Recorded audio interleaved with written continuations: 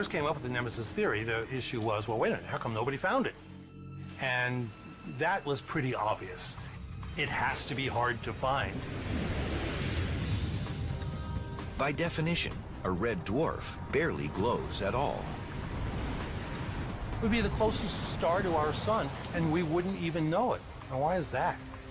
The way we discover nearby stars is either because they're very bright, and a red dwarf star is not very bright, or because the sun is moving past it. This star is moving with us. Yes, it's orbiting us, but that orbit is very slow, 26 million years. So it would be moving with us. It would just be at a fixed position in the sky and wouldn't move.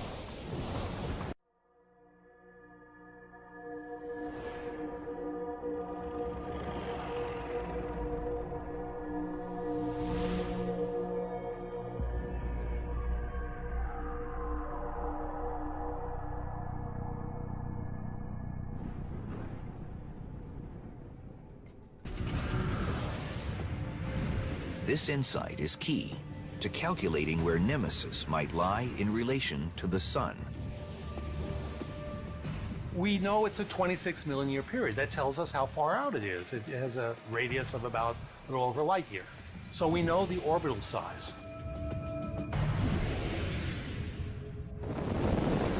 Now that scientists know roughly where to look, the search for Nemesis is in full swing. And so far, that search has led to an astounding new theory. Not only might the sun have an undiscovered twin, the solar system may be harboring a massive undiscovered planet.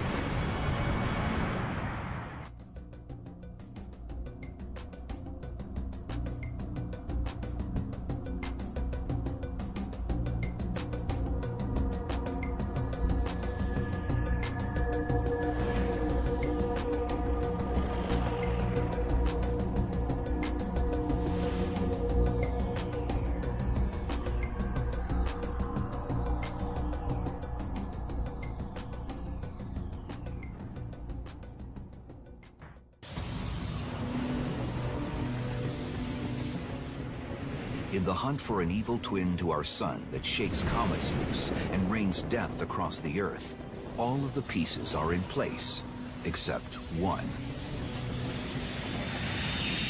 The Nemesis theory really needs the smoking gun of actually finding direct evidence for the object itself in order for the whole thing to hold together.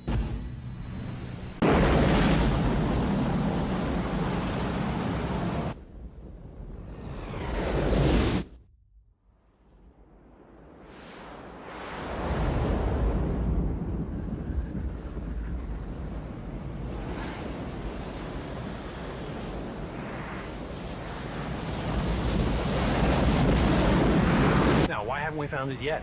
And actually, there are quite a few astronomers who don't pay very much attention to this and simply assume that if it existed, it would have been found by now.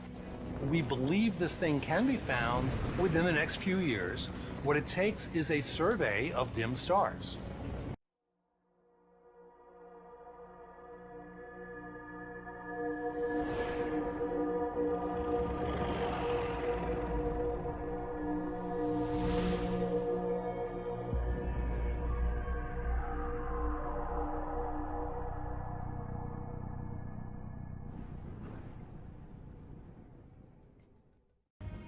About half of the Nemesis candidates have not yet been studied, but in the next few years, we expect the theory will be either proven right or wrong.